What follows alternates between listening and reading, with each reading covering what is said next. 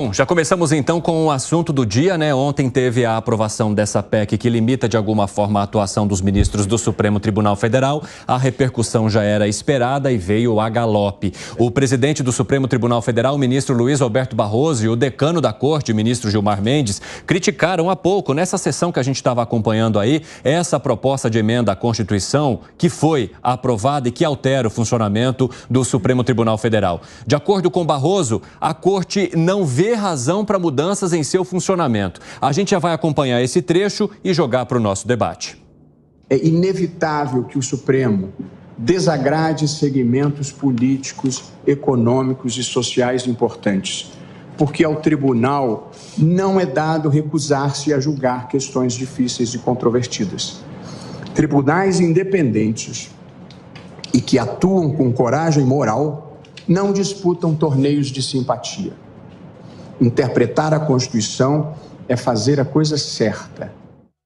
Bom, interpretar a Constituição é fazer a coisa certa. Já já a gente vai trazer também o ministro Gilmar Mendes, que fez uma crítica um pouco mais contundente sobre essa proposta. Mas como é que vocês acompanham e analisam esse início de reação do Supremo Tribunal Federal, para dizermos assim, hein, Luiz Felipe Dávila? Eu concordo com o que o Barroso acabou de falar. Interpretar a Constituição é a coisa certa. Fazer ativismo político é a coisa errada. Faltou o complemento aí que aconteceu. E foi isso que desencadeou essa atitude do Congresso Nacional justamente para fazer o Supremo Tribunal Federal cumprir o seu papel de interpretar a Constituição. E isso significa que haja comum acordo do colegiado e não opinião individual de cada membro. Porque essas opiniões, como a gente vem debatendo aqui no 3 em 1 tantas vezes, elas são tão voláteis e flutuam e mudam de direção numa velocidade espantosa.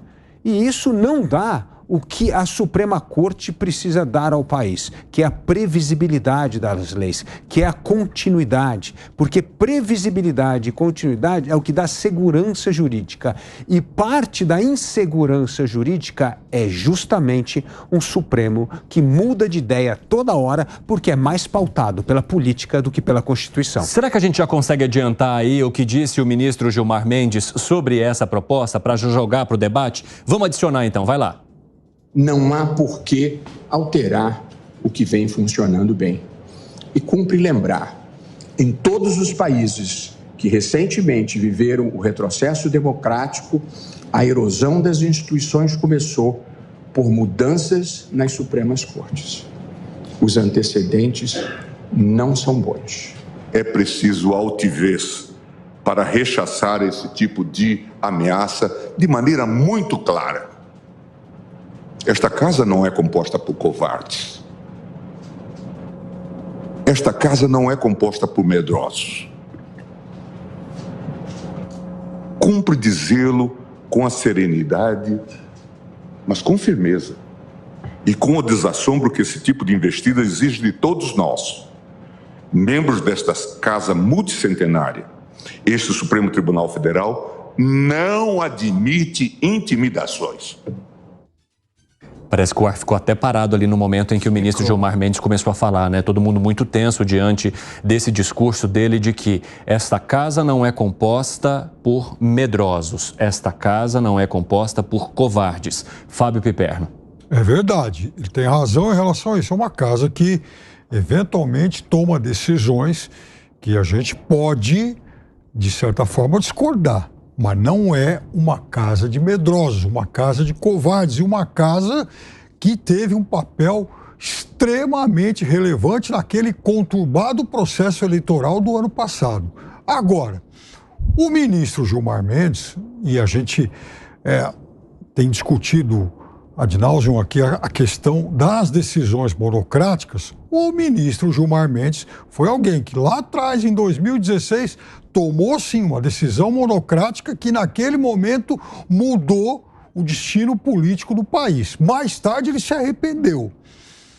Então, eu acho que decisões com aquela complexidade, e aí eu estou me referindo em 2016, aquele momento em que ele impediu o presidente Lula de tomar posse no ministério da presidente Dilma, Eu acho que esse tipo de decisão, sim, deveria ser tomada de forma colegiada. Se vai ou não decidir para quem fica a taça das bolinhas, é uma outra história, um tema que nem deveria chegar até o STF, mas quando chega a Suprema Corte, ok, o ministro vai lá e resolve isso rápido. Agora, temas com aquela complexidade não podem ficar, pelo menos essa é a minha avaliação, restritas aí à decisão de uma única cabeça. Alan Gani, como é que você vê essas reações agora dos ministros do Supremo Tribunal Federal? Ministro Gilmar Mendes dizendo também que essa casa não admite intimidações. E como é que isso vai bater lá na porta do Congresso agora? Eu vejo com muita preocupação, porque o Congresso agiu dentro das 4 linhas. O que eles queriam? Eles não falam o tempo inteiro em reação dentro das 4 linhas, dentro dos limites institucionais? Ora, o que o Congresso fez, propôs uma PEC limitando de alguma forma os poderes do Supremo Tribunal Federal. E isso não é de hoje, Evandro, não é que isso veio ao acaso, de maneira aleatória. A gente sabe qual é o contexto, qual é a circunstância que surgiu essa PEC. São anos de ativismo judicial. Muito antes de Jair Bolsonaro, isso já começou precisamente no segundo mandato do governo Dilma, se intensificou no governo Temer, se intensifica ainda mais no governo Jair Bolsonaro. Então eu vejo com muita preocupação, porque parece que é uma briga, chamando para guerra, ao invés de pacificar, colocando mais lenha na fogueira. Veja que teve um tweet de uma jornalista, da Eliane Cantanhede, que mexeu com o Twitter no dia de hoje, e ela apurou que os ministros do Supremo, ou alguns deles, queriam a cabeça de Jacques Wagner, porque Jacques Wagner votou a favor da PEC, pedindo a cabeça, falando em traição. Essa reação do Supremo é a prova cabal de que o Supremo age como um ator político.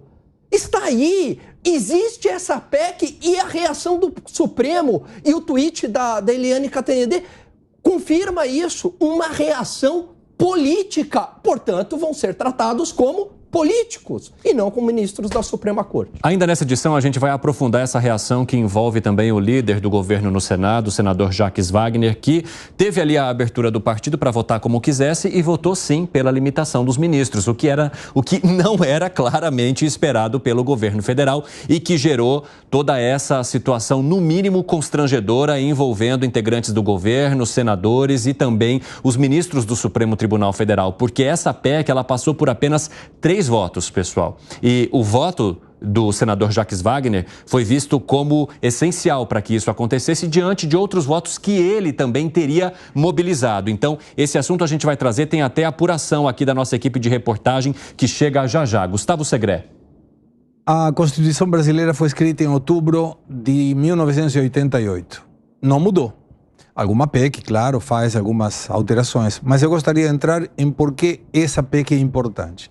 Em 2009, o Supremo Tribunal Federal considerou que não era necessário cumprimento efetivo de pena efetiva de prisão a partir de segunda instância.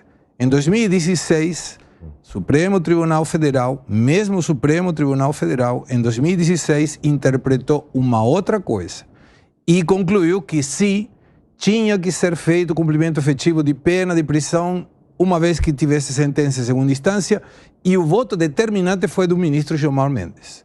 Em 2019, foi novamente tocado esse assunto e mudou de novo. Mas lembrando, a Constituição de 1988 não mudou nessa questão. Então a Corte Suprema mudou 3 vezes de opinião sobre o mesmo assunto.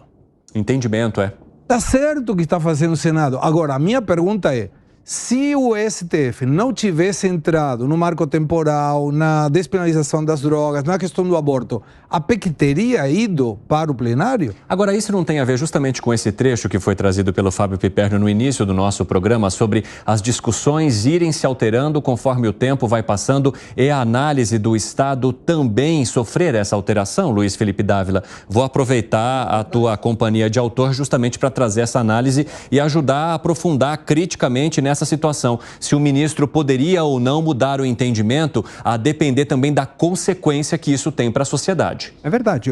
Aliás, o grande filósofo do equilíbrio dos poderes, Montesquieu, já dizia isso, que é preciso as instituições se adaptarem aos novos tempos. Então, de tempos em tempos, é preciso fazer uma releitura da Constituição, né, ao momento em que a sociedade vive. Porque a rigidez institucional leva ao colapso. Então, é parte dessa evolução e adaptabilidade das instituições às novas realidades. Agora, aonde que o Supremo Tribunal Federal peca nesta adaptabilidade, então, hein, essa Dávila? é a questão fundamental que o senhor trouxe. É a velocidade que se muda o entendimento. Não é assim. Se você pegar essas questões institucionais, demora muito tempo para mudar. Não é do dia para noite, não é trocar de roupa, não é da moda. Agora é na moda entender. Não tem modismo no Supremo. O Supremo é essa corte que tem que ter a serenidade para interpretando as coisas. Não pode, como o Piperno mesmo mencionou aqui, o ministro chegar e falar assim, fui enganado. Não existe isso. Se você interpretar a letra da Constituição, isso não tem nada a ver com achismo. Não é uma coisa circunstancial que te faz mudar o entendimento da Constituição. Então, isso é preocupante. E vou dar mais um exemplo aqui do que nós estamos vivenciando neste momento com a reportagem aqui da Jovem Pan na 3 em 1. Olha só, a PEC tem que ir para a Câmara, tem que ser votada na Câmara. E isso é pressão, sim, do Poder Judiciário para intimidar os deputados. Para os deputados não votarem e não apreciarem aquilo de acordo com o que está na PEC. Então, veja só como esse ativismo político acontece hoje de maneira tão corriqueira que eles não conseguem sequer conter o impulso porque o Supremo só deveria se manifestar uma vez a PEC estar aprovada no Congresso Nacional e não enquanto está tramitando. E isso é, sim, o maior exemplo de ativismo do Judiciário. Piperno, essa intimidação que os ministros estão criticando em relação ao Senado está sendo também feita pelos próprios ministros, a exemplo do que traz aqui o Luiz Felipe Dávila? Veja, ainda tem a votação em segundo turno no Senado, mas é um jogo, é um braço de ferro em que todo mundo tenta intimidar todo mundo. Todos os atores, de alguma forma, acabam, em algum momento, esgrimindo com todas as suas armas. Você enxergou o movimento do Congresso como intimidação também? Eu acho que o pacote proposto pelo Congresso, sim, porque não fica restrito a isso, e eu já falei, por exemplo, aquela outra ideia que foi apresentada na Câmara que proporciona ao Congresso revisar qualquer decisão, que não assinte, que é uma aberração. Não passa pela sua cabeça que a reação do Senado é por conta desse ativismo judicial do Supremo, pela maneira que o Supremo conduz os processos, por exemplo, sendo juiz, o Supremo, vítima, acusador. O Supremo já sofreu essa intimidação não faz muito tempo. O Segre, por exemplo, levantou agora a linha do tempo dessa questão de mudança de prisão em segunda instância, mas faltou ainda um outro momento. 2018, quando há o famoso tweet do general Vilas Boas, quando esse assunto também estava lá em debate na Suprema Corte. E foi mais um momento em que a decisão acabou sendo tomada por 6-5. O que se tem que, enfim, discutir, como nesse ótimo exemplo que o Segre apontou, é por que esse mesmo tema foi debatido, discutido e votado pela Suprema Corte em 16, 18, 19. Parece que todo ano abria-se a possibilidade de fim de correção. Interno, essa é a insegurança jurídica, porque até 2009 havia um entendimento que se podia prender após a segunda instância. E isso evitava a impunidade. Depois se muda o entendimento de 2009 a 2016. Aí muda de novo de 2016 a 2018. Aí muda novamente a partir de 2018. E até militar de pijama entrando nessa história e tentando que uma questão tão crucial se mude tanto o entendimento em tão pouco tempo, corroborando aqui com o que o Dávila falou. Isso gera insegurança jurídica, isso abre precedente para impunidade. E quem foi relator de vários dos processos também, né, no último ano, foi o ministro Alexandre de Moraes, que também se manifestou. Vamos acompanhar.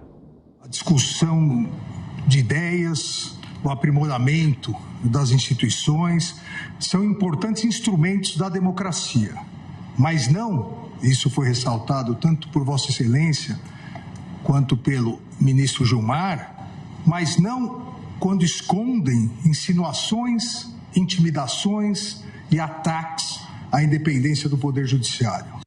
Você enxerga como um ataque à independência do Poder Judiciário? O que eu acho interessante, por exemplo, no caso do ministro Alexandre de Moraes, ele é um exímio constitucionalista. Ele tem ótimos livros sobre direito constitucional. Agora, o posicionamento dele não tem nem a ver com o que ele escreveu, porque é um posicionamento político, isso que eu estou dizendo.